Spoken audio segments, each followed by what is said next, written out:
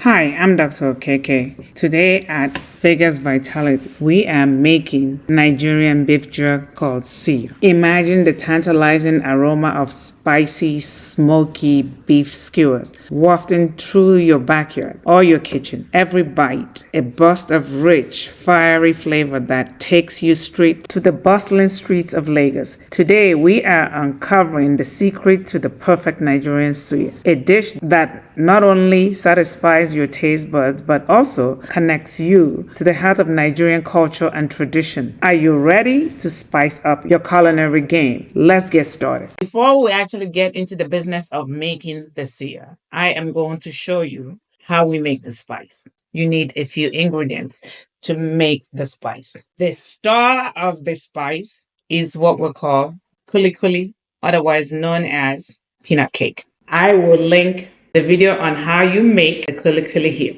So if you have peanut allergy, then this is not for you. You can make it without peanut. So this right here is the kuli, but I have pulverized 200 grams of this into the semi-powder form. So now the rest of the ingredients, which you may have difficulty finding, but you can substitute as you please.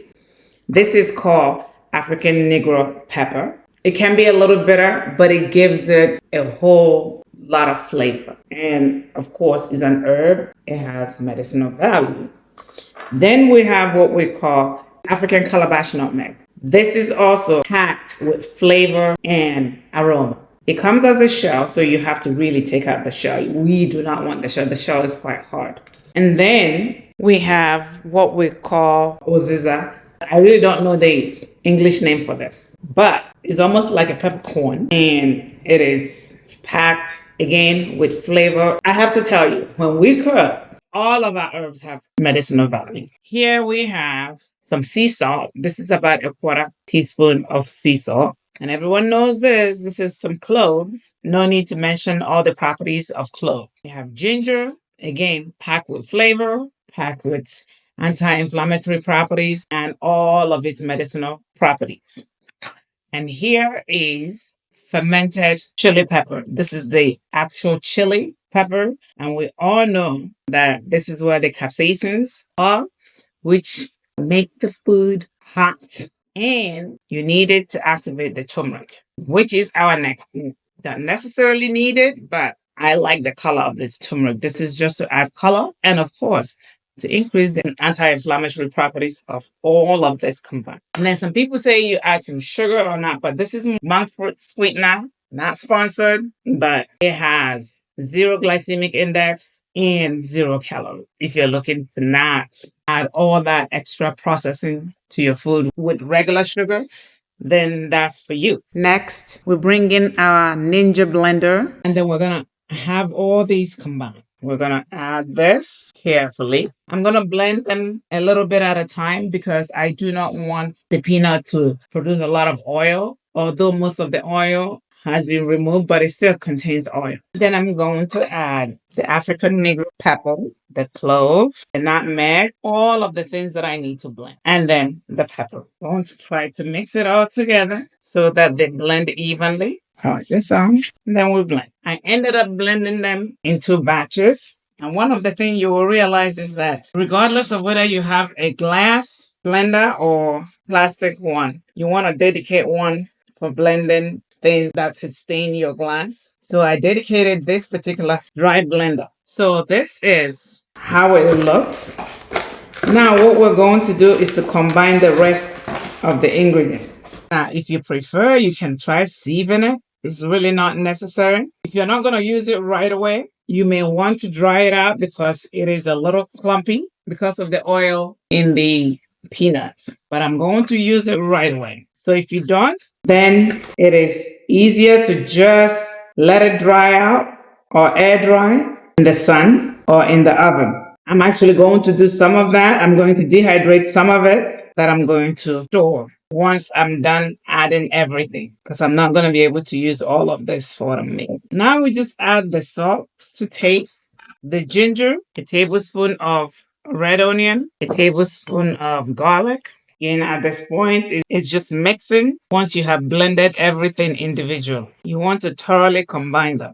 And in between, you can taste it. I assure you, this thing smells like the real suya spice. I'm going to add the monk. Next, I'm going to put them in the dehydrator while I get the meat ready before sieving it so that I can take what I need. This step is not necessary at all. This is just me. And then I will show you how it compares to the one that I bought in Nigeria. Now, they make it really hot over there, but I don't like it too hot. While I do not want it too hot, I do not want to compromise on the taste. Now, if you do not have a dehydrator and you have an oven, you can put it in an oven at a very low setting at about 180 degrees for about 5 to 10 minutes. So now I'm going to put it in the dehydrator. We leave it in the dehydrator. And now we are going to get our meat ready. We are going to start by tenderizing the meat using the meat tenderizer. We have about 5 pounds of beef. And here we go. We have all the meat nicely tenderized. Now we are going to season it and leave it in the refrigerator for a few hours to marinate. We're putting on our gloves because we have some seasonings that are a little hot. We have about 2 tablespoons of homemade seasoning. I'm going to add some garlic, half a tablespoon of homemade onion powder. This is red onion. I'm going to add a splash of the Worcester sauce and some sea salt. Then we're going to use a hand to marinate all this, ensuring all the surfaces of the meat are covered so that they're evenly seasoned. You can rub it on both sides just to make sure that they are evenly seasoned. This is nice and tender. This is optional. Just seasoning it is more than enough. It will still taste great. So I let them just stay flat. I cover it and place it in the refrigerator for about 4 hours. We pre-soaked the skewers in water because we don't want them to burn. So now we are going to shred our meat. I like to make them big.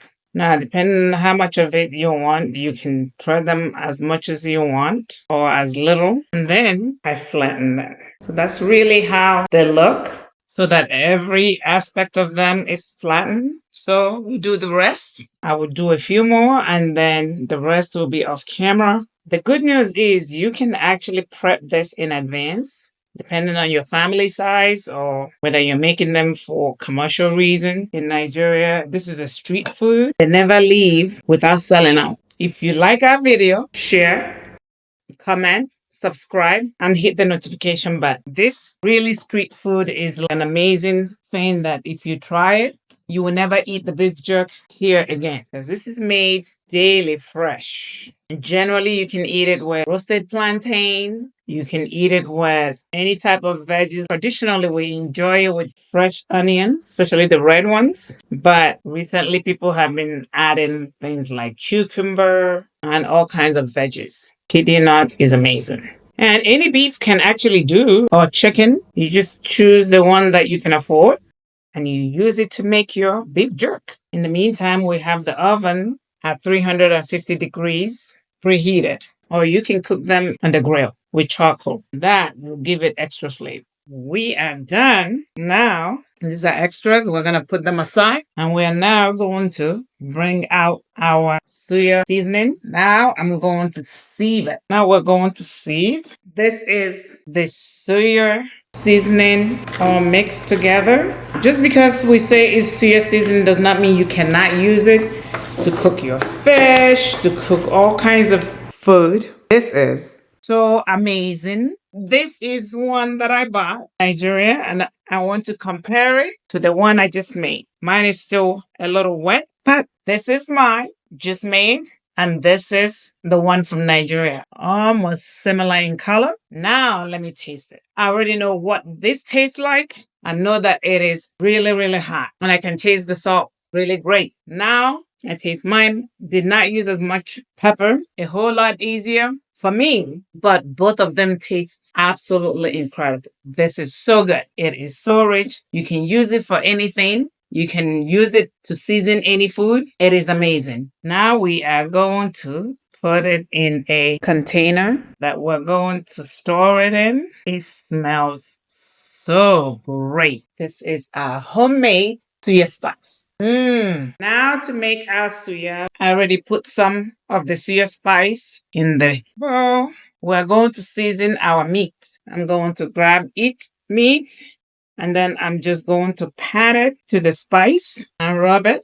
Make sure that all the meat surface is covered in the spice. And shake off the excess and then we'll place it. We're going to do a few and then we'll do the rest off camera because we do not want this to be excessively long. You can only imagine how flavorful this is going to be. And like I said before, our oven has already preheated to 350 degrees. Or you can cook this on your grill outside. If you're grilling this in the oven and you want that smoke effect, you may want to add liquid smoke on the meat, but it's absolutely optional. Look at that. She is beautiful. We are done with seasoning our. So now we are going to put them in the oven. So they're cooked. So let's go ahead and put this in the oven. I will come back and let you know how it all tastes. After about 5 minutes in the oven at 350, I bring it out. Then I spray some homemade peanut oil, which really blends well with the peanut. You can choose to spray the oil before. I prefer to do it after some of the water has evaporated and that seasoning has had a little bit of time to infuse. Or you can take the oil out if you don't have a spray and just brush it and then flip it. Also, the reason why I wanted to do this halfway is you can see how solid the meat has stuck together. It's not falling apart. So it makes it easier to be able to get every nook and cranny of the meat. As opposed to when it's still fresh, some of it is falling apart or not sticking together. So this way it has solidified. Put it back in the oven and then we increase the oven to 425 degrees. We let it cook for about 10 minutes. Our suya is done. Let's go grab it. Let's look at this. It looks amazing. We are going to let it cool. This is our suya. We are going to garnish with our shredded onions. Bon appetit.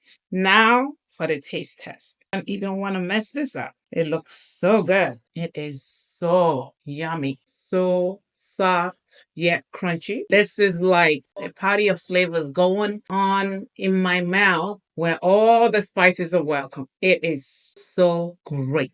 The flavor is so amazing. Oh my God. Give me a moment to try some more. The beef is so tender. We tenderized it. It is so good. Let's try with some onion. That's really how it's eaten. So you want to take some, put it out on a different level altogether. Normally, I do not like eating raw onion, but here, this is the only time I eat raw onion with suya. I'm telling you, the flavor is so great. It should be outlawed. I'm not kidding. Try it at home. It is amazing. Try it at home. And tell me if you do not agree. If you are ready to bring a taste of Nigeria to your next gathering, give this video a thumbs up and hit that subscribe button for more delicious recipes from around the world. And check out our Nigerian food playlist. Share your suya making experience in the comments below or tag us in your creation on social media. And remember, the secret ingredient in every great dish is the love you put into it. Till next time.